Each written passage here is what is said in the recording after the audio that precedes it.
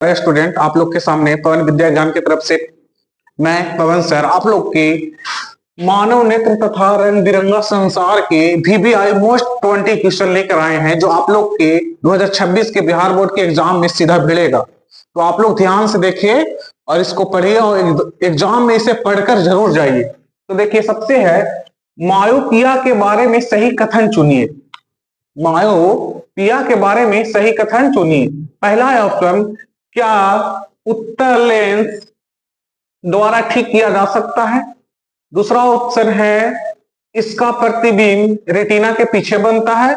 या तीसरा ऑप्शन है कि यह नेत्र गोलक के अधिक लंबा हो जाने के कारण होता है।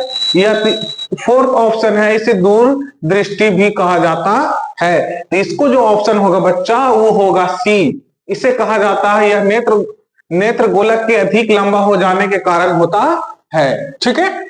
अगला क्वेश्चन है कि निकट दृष्टि दोष में क्या होता है जिसमें छवि रेटिना के सामने बनती है, छवि रेटिना पर बनती है, छवि रेटिना के पीछे बनती है, या रेटिना पर कोई छवि नहीं बनती है। तो बताइए इसका ऑप्शन होगा ए। क्या होगा? ए, छवि रेटिना के सामने बनती है। ठीक है, आगे बढ़ते हैं। थर्ड क्वेश्चन है कि निम्नलिखित में से कौन सा नेत्र दोष उत्तर लेंस द्वारा ठीक किया जा सकता है। बताइए कि निम्नलिखित में से कौन सा नेत्र दोष जो है उत्तर लेंस द्वारा ठीक किया जा सकता है। तो बताइए मायोपिया ऑप्शन ए, दूसरा हाइपर मेट्रोपिया जिसको हम लोग दूरदृष्टि भी बोलते हैं, दूसरा है एस्टिग्मेटिज्म और चौथा में है मोतियाबिंद। तो इसका जो ऑप्शन है वो सी है। इसका ऑप्शन क्या है? सी, एस्टिग्मेटिज्म। ठीक है। अगला क्वेश्चन है, आखिरी बेंच पर बैठा एक छात्र ब्लैक बोर्ड पर लिखे अक्षर तो पढ़ सकता है लेकिन अपनी पाठ्य पुस्तक में लिखे अक्षर नहीं पढ़ पाता है। तो निम्नलिखित में कौन सा कथन सही है। तो बताइए उसकी आंख का निकट दूरी दूर हट गया है। या दूसरा ऑप्शन है कि उसकी आंख का निकट बिंदु उसके निकट आ गया है। तीसरा है उसकी आंख का दूर बिंदु उसके पास आ गया है। और चौथा है उसकी आंख का दूर बिंदु हट गया है। तो इसका जो ऑप्शन है ए ऑप्शन है, उसकी आंख का निकट बिंदु दूर हट जाता है बच्चा। कि दोष हाइपरमेट्रोपिया का ऑप्शन होगा उत्तल लेंस, अवतल लेंस, अवतल दर्पण या उत्तल दर्पण। तो इसका ऑप्शन होगा उत्तल दर्पण। ठीक है, इसका क्या होगा? उत्तल दर्पण। अगला क्वेश्चन है, प्रिज्म से होकर सूर्य का श्वेत प्रकाश गुजरने पर श्वेत प्रकाश 7 रंगों में विक्षेपित हो जाता है। इससे लाल रंग को प्रकाश को विचलन क्या कहते हैं हम लोग? बताइए। इससे हम लोग कहते हैं इसमें सभी होगा। कैसे? बैंगनी रंग से कम, हरे रंग से कम, आसमानी रंग से कम, इसलिए सभी रंगों से कम है। ठीक है। तो अगला क्वेश्चन है, प्रकाश के किस रंग का तरंगदैर्घ्य सबसे कम होती है। तो बताइए सबसे किसका होता है? तो बैंगनी का कम होता है। ठीक है, आगे बढ़ते हैं हम लोग। अगला क्वेश्चन है, श्वेत प्रकाश के वर्णक्रम में प्रिज्म द्वारा सबसे कम विचलित होने वाला प्रकाश का रंग है। कौन सा रंग है? तो लाल रंग है। ठीक है। प्रिज्म से प्रकाश की कौन सी परिघटना घटती है। बताइए कौन सी परिघटना घटती है? तो वर्ण विक्षेपण की जो है परिघटना घटती है। श्वेत प्रकाश जब प्रिज्म से होकर गुजरती है तो जो रंग जो है सबसे अधिक विचलित होता हुआ क्या होता है? बताइए।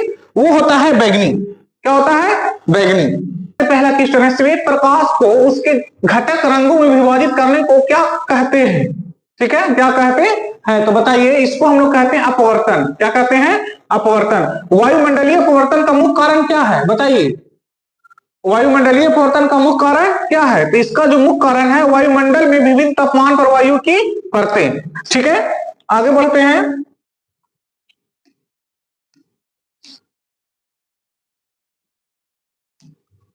अगला क्वेश्चन है, सूरज का उगने का वास्तविक समय क्या होता है। बताइए सूरज का उगने का वास्तविक समय क्या होता है? तो वायुमंडलीय अपवर्तन के कारण दिखने से पहले। ठीक है, ये क्वेश्चन आप लोग याद करके आइएगा। ये VBI क्वेश्चन है जो आप लोग को पूछता है हर एग्जाम में। अगला क्वेश्चन है, वायुमंडलीय अपवर्तन के कारण सूर्य की वास्तविक स्थिति की तुलना में इसका प्रत्यक्ष स्थान दिखाई देता है। बताओ कहां दिखाई देता है? तो ऊपर दिखाई देता है। आगे है, तारे टिमटिमाने के बजाय स्थिर दिखते हैं यदि क्या? तो वायुमंडल ना हो तब स्थिर दिखता है। आगे बढ़ते हैं हम लोग।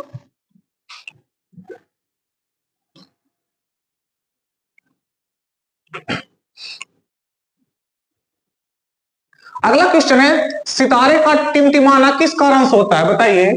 सितारे का टिमटिमाना जो है वायुमंडल की विभिन्न घनत्व परतों से अपवर्तन के कारण होता है।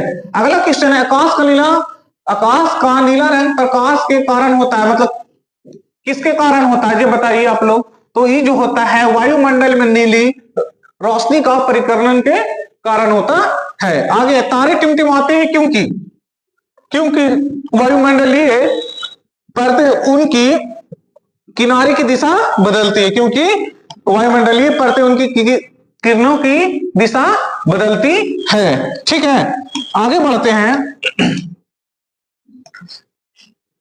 अग्रिम सूर्योदय का कारण है। बताइए, अग्रिम जो है सूर्योदय का कारण क्या है? तो इसका जो कारण है वायुमंडलीय अपवर्तन। कैसा अपवर्तन? वायुमंडलीय अपवर्तन। 10वां क्वेश्चन है, इंद्रधनुष का बनना किस परिघटना पर आधारित है? बताइए किस परिघटना पर आधारित है? तो प्रकाश का वर्ण विक्षेपण।